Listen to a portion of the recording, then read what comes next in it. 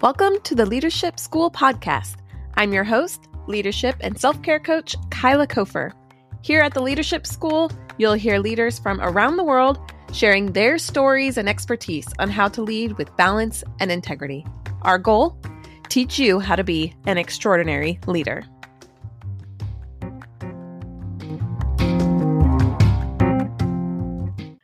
Welcome back to Leadership School. I'm your host, Kyla Cofer, and I'm here today with Nicole Coustier. She is the owner of Aurelian Coaching, and you can find a link to her information. She'll tell you more about it at the end of the episode, but all that is in the show notes, so make sure you check that out. She is going to talk today to us about decision-making. How do we make decisions? Decisions that count, decisions that really aren't that big of a deal. How do we distinguish the difference, and how do we go about making the right one for us? So thank you, Nicole, so much for joining me. Well, welcome to Leadership School, Nicole. I am so glad that you're joining me today. I'm really excited. We have several mutual connections, and so it's been really fun getting to know you as we've talked about the podcast. Thank you for joining me here on Leadership School. I'm grateful to have you. Yeah, I am so happy to be here. This is going to be fun. Yes, it is. It's always fun. It's always fun. So let's just jump in. I would love for you to go ahead and tell our guests a little bit about yourself, what brought you here to Leadership School, just kind of your skills, expertise, and about your business and all the good, as we like to say here, all the things. So why don't you just tell us about yourself, and then we'll go from there. Yeah, absolutely. So I am a startup advisor and an executive coach, and I specialize in high stakes, high consequence decision-making. I've been doing that informally for over 20 years, but running these two practices for about 5 to 6 years. And I kind of came up the ranks, cutting my teeth in consulting and in healthcare, and managed lots and lots of people, ran, a few departments over my tenure. The company that I helped build got acquired. And when that happened, after 16 years working in consulting, I decided, you know what, my daughter was 3 at the time. I didn't want to travel all over the country. I wanted to stay home. And that's when I set up my own shop. So that is 25 years in a nutshell there. Yeah. Well, tell us about your own shop then, your own business. Yeah. So for many, many years, I got new medical technologies covered by insurance companies here in the US. And if anybody has had anything to do with that, it can be really tough.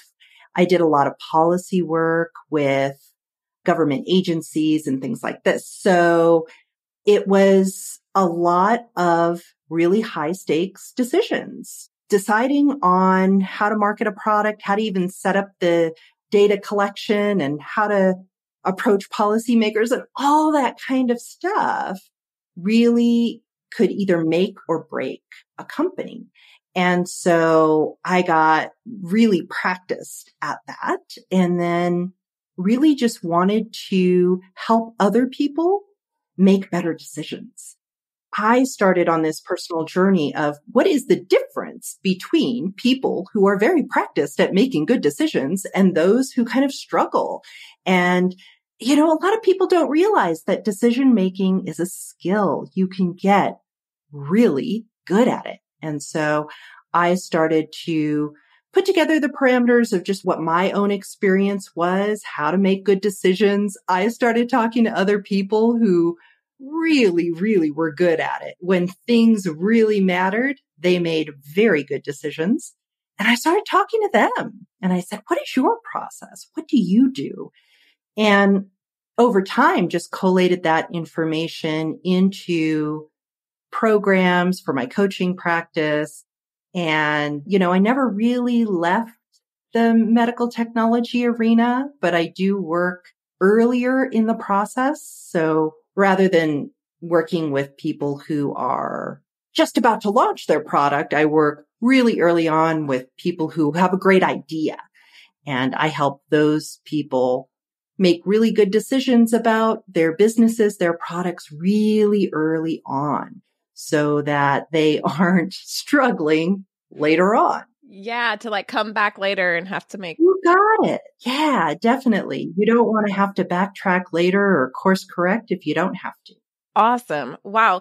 So you're talking like high stakes, like a bad decision in this situation could really cause you a lot of problems down the road, could really extend projects a lot longer. You're talking about these high level things. What are some of these consequences of really not making good decisions early on? Well, here's the thing that I try to educate people about, that what a high stakes decision is, or a high stakes situation, is one that feels very consequential. So there's no such thing as on paper, this is like make or break. There's one good decision and all the rest are bad decisions. It doesn't actually work that way, right?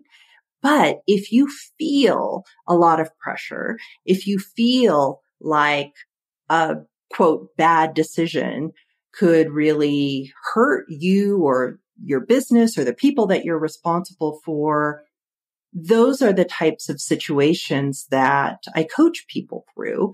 And so much of what matters in making good decisions is your mindset and how you view your situation. So a lot of times people don't even realize that they're applying black and white thinking to their situation and to their decision. And when they do that, they're closing off all sorts of options that could be improving the situation for them, employing some creativity to find a win-win that might not be obvious initially. So that's number one. It's really getting away from the black and white thinking. You're saying that really acknowledging the emotion in the decision making, that decision making, like you said, isn't black and white. And I mean, I cannot tell you how many times I've said this in the last 10 episodes, is that we don't live in a vacuum.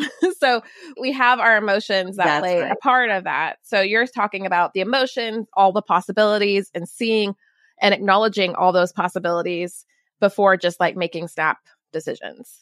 You got it. And what often happens is people think that making a good decision is one devoid of emotion, right? Pure thinking, pure rationality, no emotion whatsoever. That is the way to make a good decision. Except it doesn't really work that way because we're human and humans have feelings, and you can ignore or suppress the emotion. It doesn't mean that it goes away. And so what I help people with is acknowledging, naming emotions. And instead of suppressing it and pretending that it's not there when you're trying to make a decision, instead I help people understand and learn how to manage that emotion and do something with it, right? You can't ignore it. You can't suppress it. So what do? If you can learn to manage those emotions through the decision-making process, you're actually setting yourself better for success. Yeah, like acknowledging that we have all those emotions in us. And I love that you said not ignoring it, being like, the anger is there. So how are we going to deal with this anger? Like, let's just own it, know that it's there. The joy is there, the frustration, the stress is there. Like, let's look at all those things and bring that into our project and our decision making. Absolutely. And, there are tools and techniques that, depending on the coaching engagement, might work best for any particular individual in leadership when they have to make these tough decisions. But I think the more people realize that you make lots and lots of decisions during a day, so there's tons of opportunity to practice these things. Just because a decision might be considered easy doesn't mean that you don't have the opportunity to explore these tools, to practice, to apply them, to look back and say, well, that decision went really well. Let's review it. What went well? What do I replicate? What do I take forward in the future so that I can do that again and again and again? Those are some very powerful things. It doesn't only have to come down to when a decision is tough. You have lots of decisions that you can learn from and apply tools and techniques to. Yeah, I think sometimes I don't realize how many little decisions I make in a day. Like what you're going to eat for breakfast, what time are you going to walk out the door, just even before we get to our work for the day, you've already made hundreds of decisions and not even thought about it or really realized it. And I love thinking about too, how we are the product of millions of decisions before us. No, we've mentioned this on the podcast before, but I mean, if you really think about like all the billions of decisions that were made to get you to where you are right now in this moment, just even who your person, your character, your career, all those things, it's really a miracle. And it's just amazing to think about how all those decisions kind of came together to make us. So then have some responsibility as we're making decisions too. And some of them might be minor, like what shoes you're going to wear, but some of them could be really big decisions. So how do we kind of work through some of these bigger decisions? The littler ones we probably can make. What am I going to wear today? Like I could probably make that decision. Who's going to be on that project? I can probably make that decision. But what about some of these really big things? And we're in these leadership roles and we've got a lot of things coming at us. And you're talking about the healthcare industry, but we've got people listening from every industry. But sometimes we really do have to make like a game day decision. And sometimes that can be, they're big, important decisions. Or like, how are we going to move forward with this project? Who's going to take that on? Are we going to accept this or are we not going to accept this? How much is that going to cost us? All these little things. So maybe you can walk us through what's a good process that we can take with making some major decisions? Yeah. So number one is what I mentioned earlier. If you can identify that you are employing some black and white thinking, get away from that, right? So if it feels like there's one right decision and everything else is wrong, okay, just notice that about yourself and recognize that there's probably a lot of good decisions and that you have lots of options available to you. If they aren't obvious in that moment, that's okay. You just need to surface what additional good options are available to you. The second thing is that it's very rare, actually, for a decision to be so permanent that you can't course correct. And I think that when people approach a decision from the standpoint of, this is what I'm going to do, and if it doesn't work out the way ideally I'd like it to work out, well, these are the 1, 2, 3 things I will do in the aftermath of that in order to make it less bad or to optimize or maximize the situation, or frankly, to just do a course correction. And so a lot of times when decisions feel so high stakes, it is because of the mindset that we are taking into the situation, our emotional turmoil about it. When really, if we say, well, there are lots of right decisions here, I just need to pick one of those. And number two, if I need to course correct, I know exactly how I can do that. That alleviates a lot of pressure and brings down some of those stakes. Yeah, really thinking through like contingency plans ahead of time. So realizing that this doesn't have to be like the ultimate. This isn't the end, that this is just one moment in the beginning of our process. So what I'm hearing you say is, yes, make your decisions, but think about all the possibilities. And if you're trying, especially if you've got like 2 things here, you've got 2 decisions. Well, decision 1, let's just pick that. We're going to go with it. But if this doesn't work, we've got decision 2 and we've got other options and we know what we're going to do.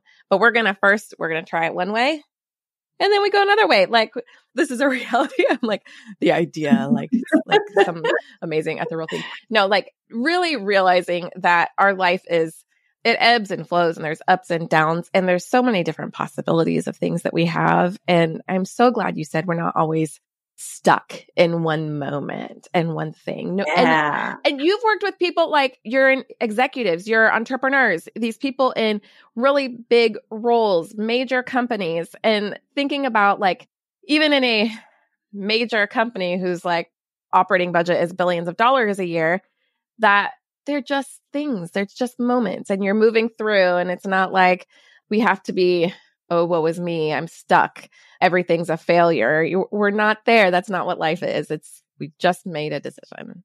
Absolutely. And, there is a lot that you can do to kind of cushion yourself against any negative ramifications of, say, a poor decision that could have been made better. Number one is just communication, right? To let other people around you know, especially if they also acknowledge and appreciate that this is a pretty high stakes decision that you are making, to be able to tell them, look, this is my process. We're going to go in this direction.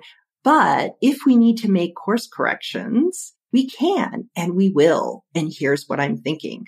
Like, wow, that just can help with other people recognizing that you've thought this through, increasing faith in you, and that you have a plan. You have a plan B, you have a plan C, and that it can actually bring their support closer to you rather than distancing yourself because you're putting all this pressure on yourself. It doesn't need to be that You're way. building trust. So absolutely. And just, bringing people in closer is, in my opinion, just in leadership in general, has always worked for me. And that trust factor, especially when stakes are high, can be leveraged very, very well. Well, and also acknowledging that the stakes are high, right? And making sure that you're not the only one who realizes the high stakes here. Some people might just be going about and doing their job. But when you're bringing other people into that, people feel they're part of that story. We've talked about that a lot. They're part of that compelling story that you're trying to tell. People feel part of something and they feel included. And that's like a lot of leadership right there, is just bringing people along and making sure that everybody is working together and excited to be part of it. And people are not excited if they don't feel like they belong there, if they don't feel like they're part of that. So, that's part of your decision-making process, is just making sure, that we're all working together. We're in on this together and we all understand our roles, but we all realize how important we are in moving this project forward, or whatever it is, moving forward. That's right. And we talked about on the front end, using communication to help cushion yourself against any negative ramifications of a decision. But there's also the aftermath, right? And inviting feedback, opinion, input, kind of doing a review of a decision after it's all played out. And it's a very vulnerable position to be in, right? But there is so much communication, trust building, support, mentorship that comes out of these very vulnerable situations, to be able to say after the fact, wow, that was really high stakes. I went in this direction. This is how it played out. I'm trying to learn how to do things better, how to double down on the things that went really well. I invite you to participate in this process with me. I want to hear your opinion. How did it play out from your perspective? Man, that is a very, very powerful process, and one that doesn't happen that often. It's too bad that it doesn't too, because it helps both people. It's just good feedback. Good feedback isn't meant to be like shaming. What it's meant is to pull us all up together and push us faster and further forward. And we can be open to that type of feedback, then we all grow. The people that we're leading grows, and we do too. It's not like we've got it all figured out and our thought process is the most important and we're the best, and other people, they don't really matter. But, someone might tell you something, like it might hurt. It might be hard to hear. Yeah. But that doesn't mean that you're going to suffer because of that. It could really, if you listen and take that to heart, propel you forward into a direction that you've always wanted to go. Yes. And in leadership, one way of thinking of leadership is that you are the example to other people, right? Exactly. So how you handle the aftermath of a decision, whether good or bad, right? However it played out, what you do and how you engage people and how you handle that feedback, again, positive or negative, right, is a demonstration to other people for how they can also move forward when they have to deal with high stakes decisions that may impact you, right? So it's a wonderful way of increasing that trust, bringing the support in, practicing these decision-making skills and these leadership skills and being an example to other people. Awesome. I'm thinking here, and I know you've kind of given us some steps, but I wonder if you have an example of like a high stakes decision and a process that people went through this. Is this like, do you have like a chart that you have or systems that you use, or do we just write down all the possibilities? Do we just talk about them? Like, we hear 10 different options, and then here's how each 10 different option would play out. Like, really practically speaking, we're in a room with some people and we've got things that we're trying to accomplish. We've got decisions to be made. We're building a business, a nonprofit, an organization. How do we really like spell out what all the possibilities are and take a good look at them and pick the right one for us? Because sometimes, first of all, that can be really overwhelming. And if you don't have like a good system in place for how to do that, yeah, we might know like, okay, let's listen to all the options. Let's come up with contingency plans. But how do we actually like write that out and create it? Yeah. So over these 20 plus years that I've been dealing with high stakes decisions myself or coaching other people on it, I have a system. It's called the DART method for deliberate planning and decision making. And DART stands for decision, accountability, rationale, and timetables. And I'll give you just the quick steps. One is that people need to recognize that a lot of times the high stakes around decision making has less to do with managing data, because look, if you could get more data, you would get more data. So it's actually very rarely an issue of, do you have all the information? Usually people have all the information that they need. So it's less an issue of managing data and more an issue of managing emotion. So when you are making decisions, make sure that there's an accountable party. And that needs to be like somebody's name, not just like a company or a department or something like that. It's like, who is actually going to be following through on this? And that might be yourself. And then to be able to explain the rationale behind the decision. This is very, very powerful. To be able to say very simply, why? Why is this the right decision for us? How does this get us closer to what we're trying to accomplish? And then finally, timetables, right? So you make a decision. Well, you got to be able to put an endpoint on it and be able to do a review. And so that is kind of the foundational piece. And then the only other thing that I would add to that is a proactive brainstorm or identification of some obstacles that might be in your way. And it could be external, but it could be internal. Is it your own fears or anxiety about other people making judgments about you, or not being good enough, or being on the hook for this decision that makes you so nervous? Work through that stuff. Is there a certain level of uncertainty? Are you subject to some cognitive bias, right? Surfacing all the obstacles and then addressing those one by one puts you in a better position. So those would be the steps that I would recommend and kind of walk all of my students and clients through. That's awesome, man. It's so helpful. I love the accountability piece because I think it's really easy to say, okay, yeah, we're all going to go do that. All right, let's go. And then everybody's like, well, Exactly. who's doing what? How do we make this actually happen? And then, you have a project, everybody knows their role and knows their responsibilities. And it's really helpful. And then you can go back and you could go, hey, listen, you're not following through with your part, or good job, you did follow through with your part. Like, you're moving us forward. And if you see someone's not following through, then that's really a great opportunity to go, okay, what's getting in your way? Is this just not the right role for you? Are you missing some information? Like, are we all supporting you in this? How can we help with this? It's a great opportunity for really growth and improvement. And my goal is always to like take out the shame. So we're not going like, you didn't do your part. Yeah. You're failing us all. It's no, like, what can we do to really make this work? Where are you struggling? Where are we stuck? Hey, thanks so much for listening. Since you've listened this far, it tells me you're really enjoying the content. And I'm so, so grateful. I work really hard to bring you some awesome resources to help really enhance your leadership game. If you're liking this, can you pause really quickly?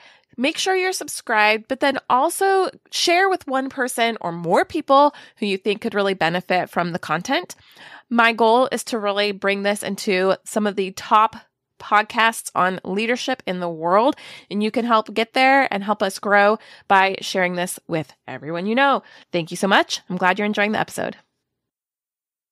Absolutely. And the more you can anchor your decisions to the overarching purpose, to whatever we're trying to achieve, whether it's personally, professionally, within an organization, how does that decision, again, this goes back to the rationale, how does that decision support what we're all trying to accomplish? And through that lens, accountability is not about this sort of gotcha. It is, we are all doing our part. And so it can be a very empowering and positive spin on the whole thing to be able to identify accountability within the context of the rationale, why we're doing this. I think that makes decision-making so much easier. And this is like a key part of coaching, right? And if you go through coaching training, it's like one of the first things you learn. It's like, what's the end goal here? Because if you know where you're going, sometimes it's so much easier to make that decision. Like, is this moment going to head us towards that goal, or is it going to take us further away? Obviously, you always want to go towards that goal. But I think sometimes we just forget, like you've got this decision, you've got something right in front of you. You have to make this choice. And then we're like, well, this one feels right. But then we just make it forgetting that, oh, wait, like we actually are trying to do something here. We're trying to go somewhere. And how can we get there? And I think too, like I feel like sometimes I like the term game day decision because we feel like this is an emergency. It's urgent. We have to make this decision right now. How do we determine, is this a decision that has to be made immediately, or can we wait and be okay with that answer? Right. So this is a very good question, because a lot of times when my clients come to me around, trying to deal with a very urgent, high stakes situation, and I ask them about the timeline, right? And they say, whatever it might be, the next day, the next week, the next month, whatever the urgency is, I always ask the question, whose timeline is that exactly? Like, so if it's 1 week, who said 1 week? It's very important to identify the lens through which all of these factors in your decision making, whose lens does that belong to? Because you may have a boss or a department head or a policymaker who says 1 week, or you might have somebody who just says ASAP. What does that mean? Right? So a lot of times what we're doing around the urgency is we're just filling in blanks. Our mind is gap filling, where there might not have been anything super specific. And if it was super specific, it's somebody else's timeline, right?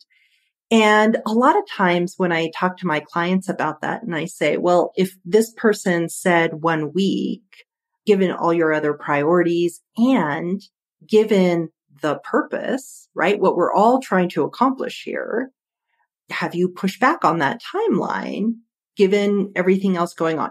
So the first step is always like, is it really game day? Let's put a question mark on that and let's validate that point.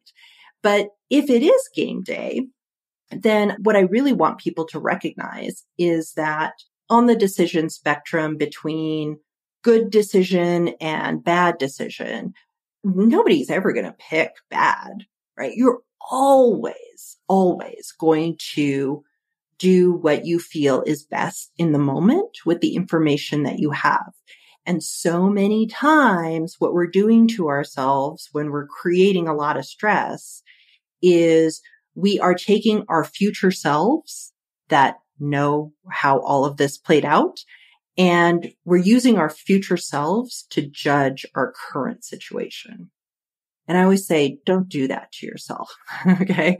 You are always going to do the best that you can in this situation. And that's to be commended. That's to be embraced. That's with the to be information celebrated. you have at the time. Yeah. Like if we knew what we might know in 2 weeks from now or 2 years from now, we might make a different decision, but we're not the person we're going to be in 2 years from now. We're the person we are That's today. And so right. you have to take that today and be grateful for who we are now. So I'm thinking about like, also, what are the consequences for a timeline or for a decision not being made or being made? You know, like an emergency room physician, the consequence of not making a decision right there in that moment might be somebody's life. Like you have to make a decision. And they're taught, you know, to triage, to solve the immediate problem and then solve the bigger problem after that, you know? So you're kind of taught in steps. And so you've got from like an ER physician who's got to make that decision right then, right there. What are we going to do? To like maybe somebody who's like leading a marketing team that's working towards a marketing project, that we're working on this big project, but it's months out and we've got time to, today is the day that we're filming for this advertisement and we have to do this. But hopefully by then you've already made decisions in place that make all the things that happen that day a lot easier. So you know the big picture.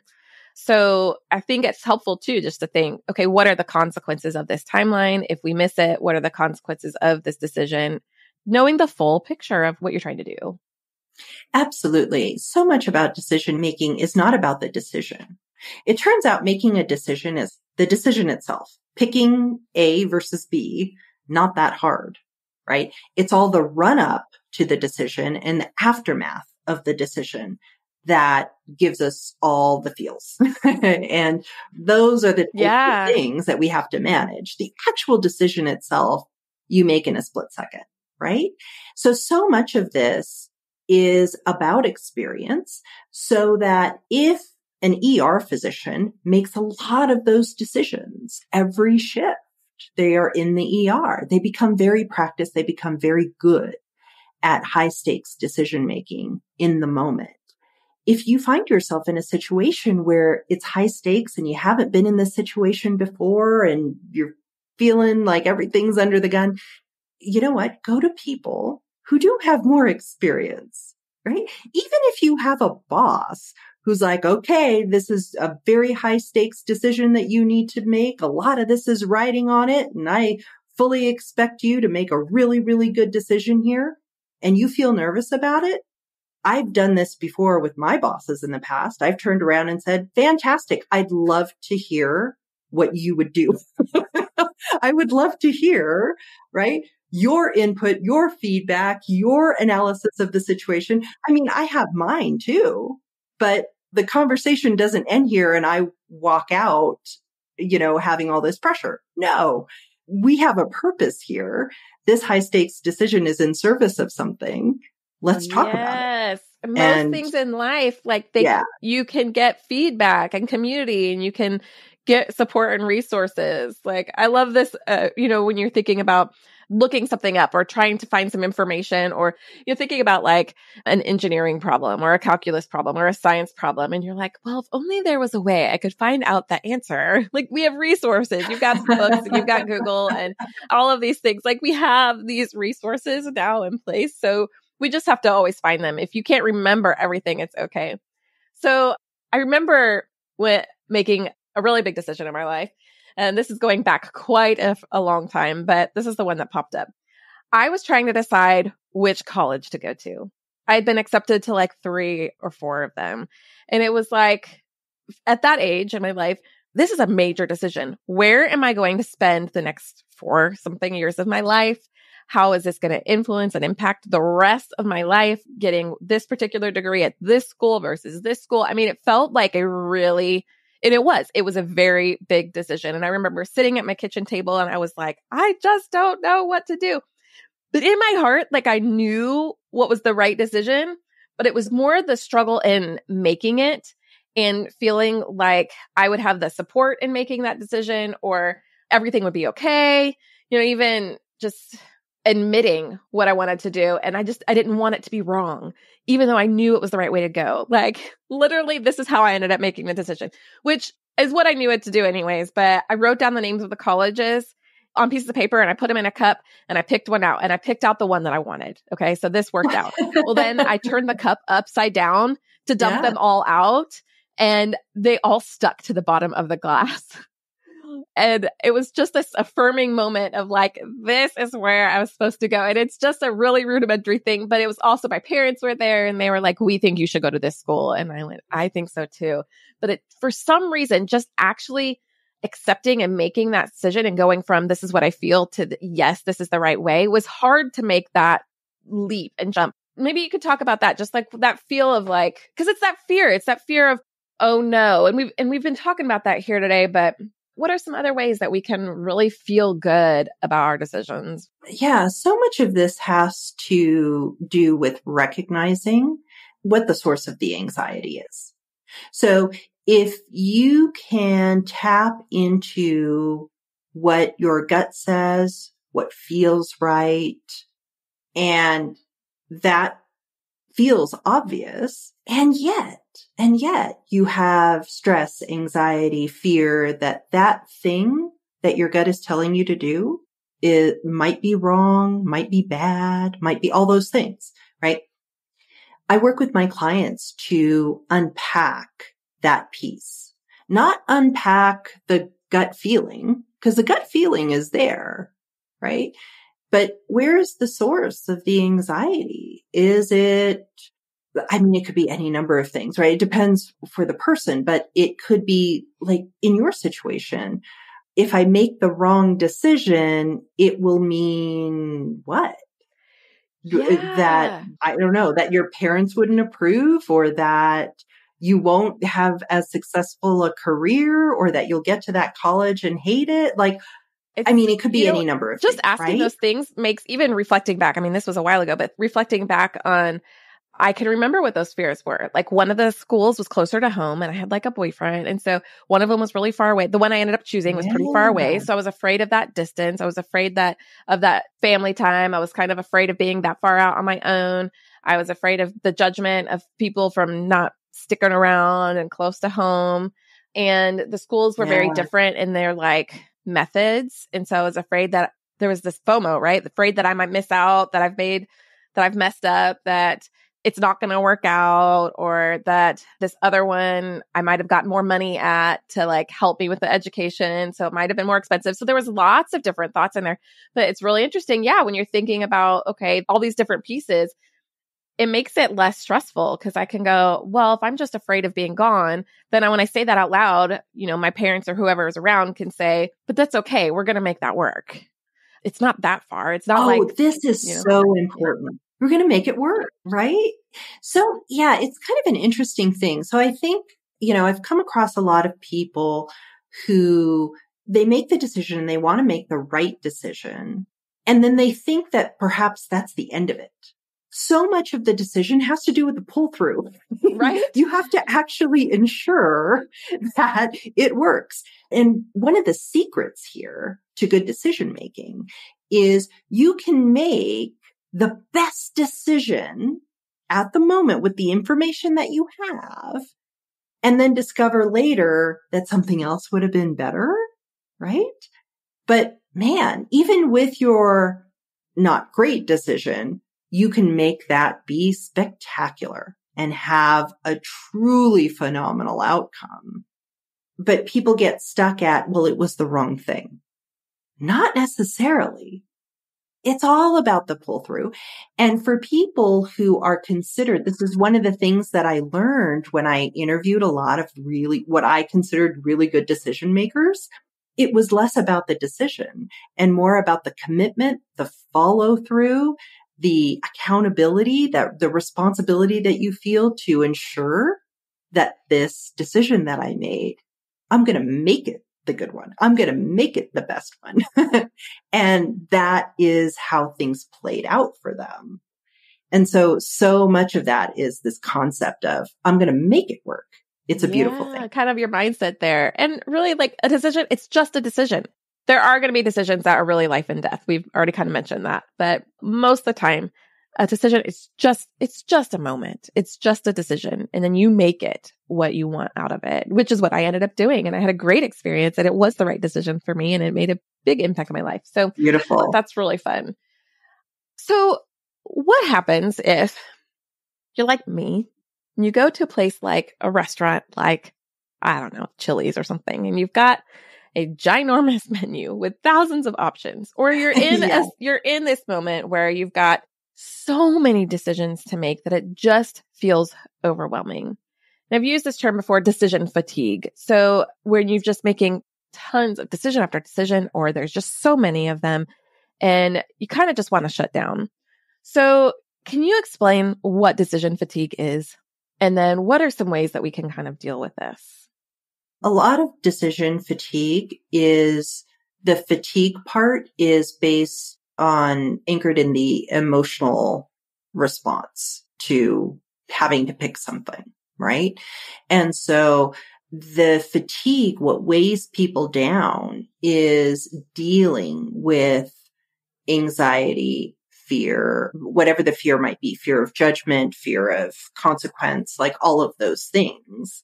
And the fatigue that we feel in our bodies and in our minds is a result of that emotional drain. And so one thing that I recommend to people who experience decision fatigue is to try and make a distinction between what is a decision versus what is just picking something.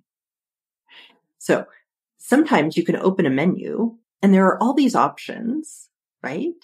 And in a lot of people's minds, it feels like a decision where there's consequence, there's judgment involved, there's just like all these things. What if I pick the wrong thing to eat build today? it up in their mind. Yeah, exactly. Right. It may be a decision. I mean, it may be like if you are really trying to follow a very particular diet or something like that, right? Then you have to exercise judgment. There's consequence and all those things.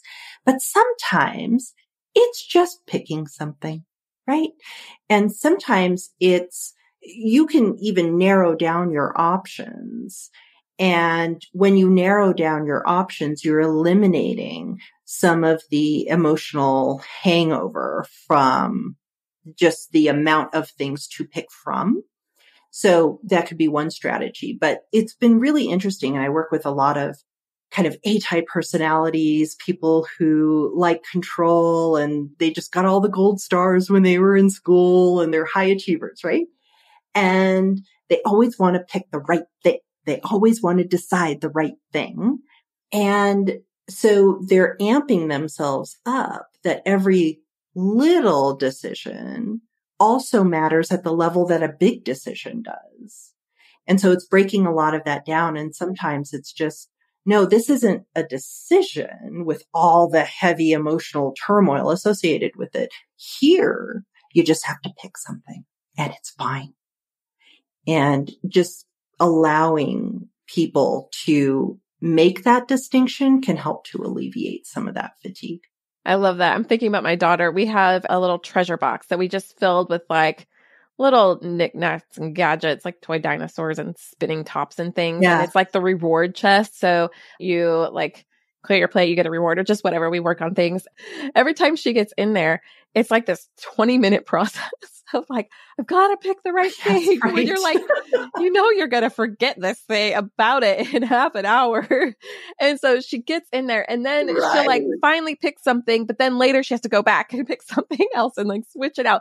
And so sometimes I just sit there and I go, okay, you've got 10 seconds to pick something, 10, 9, and I'll do a countdown and I'll make her pick something and then it's gone. And like, I'm like, it's okay. And next time you get a prize, you can pick the next thing. But she just gets really overwhelmed with all of these things and it's got to be the right thing that she needs. And I think we do feel like that sometimes. We do, got all these things on our plate and we're like, oh, what am I going to do? Or what's the next thing? And sometimes it's just picking something, picking the, to pull it from a favorite movie of my children. It's the next right thing. You just have to do the next right thing. And I love it. And I love just it. finding something. Right. And another strategy to alleviate decision fatigue is focusing less on the decision itself and more on what happens afterwards.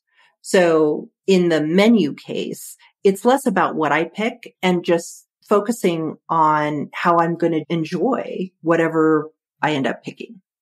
And if you're focusing on the enjoyment part and looking forward to that part, it alleviates the pressure on the one decision point itself.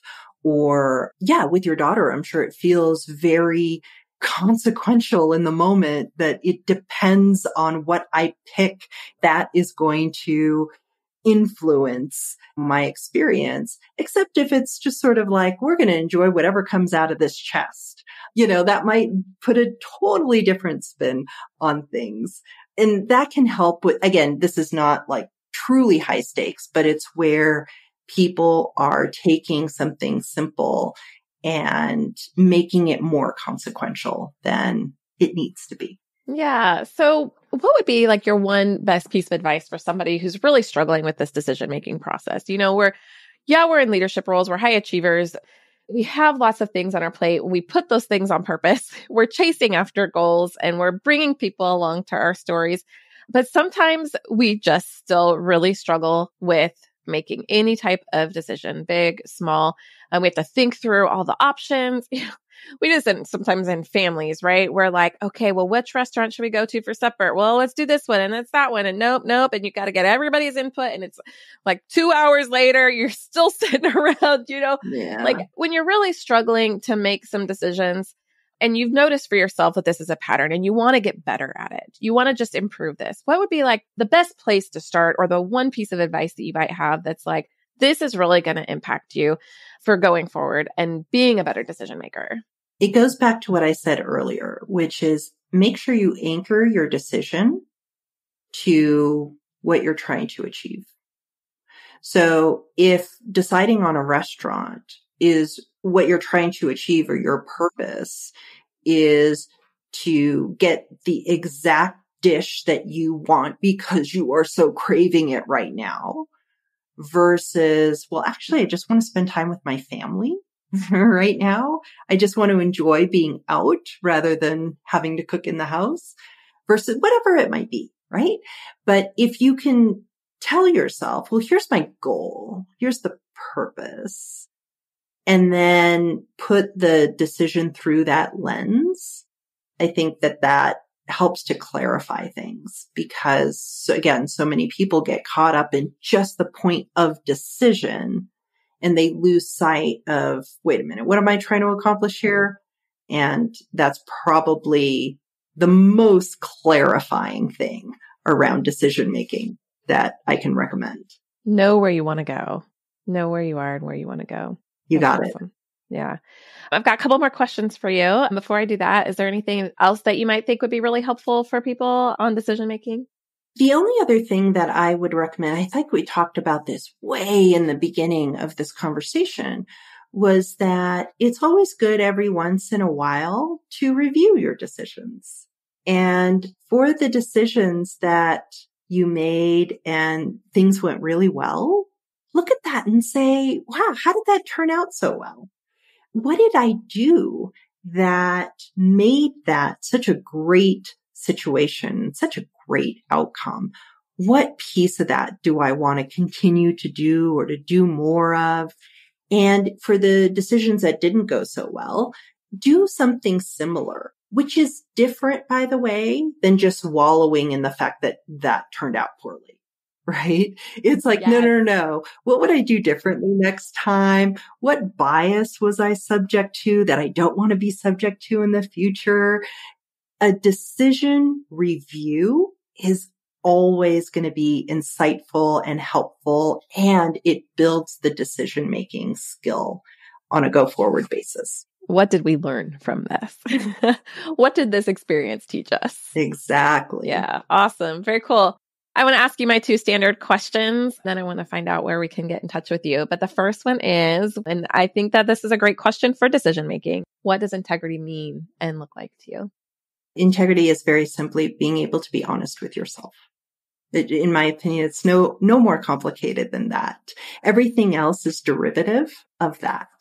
If you can be honest with yourself and what your real motivations are and all of the messy stuff on the inside, if you can be truthful with yourself and, know what your motivations are and why things are happening the way they are in your life and the decisions that you make, I think you show up differently. You show up with more integrity if you can have integrity with yourself.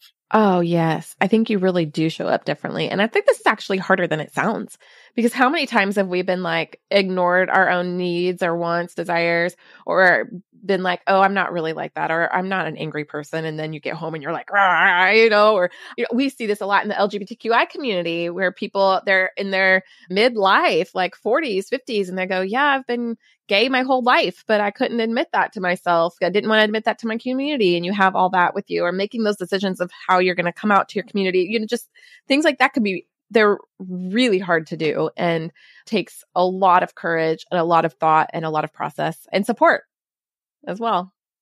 Well, what about life balance? Trying to balance your decisions, trying to balance work, for you, you run a business, you're a mom, you homeschool, you are supporting other people and their teams, keeping up with the house. You've got lots of different things going on. How do you personally find balance with all that you do?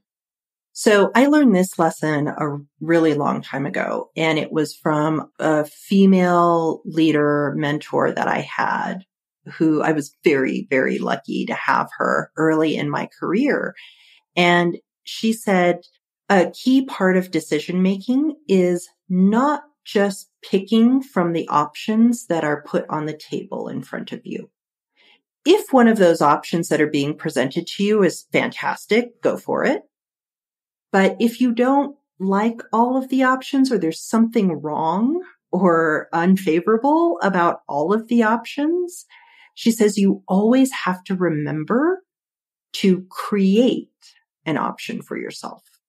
Like, you don't just have to pick from what's presented to you. You can also create a different option for yourself, where you pull together all the great things that you like about the existing options and leave all the bad stuff that you don't want. And that's how I've built my life.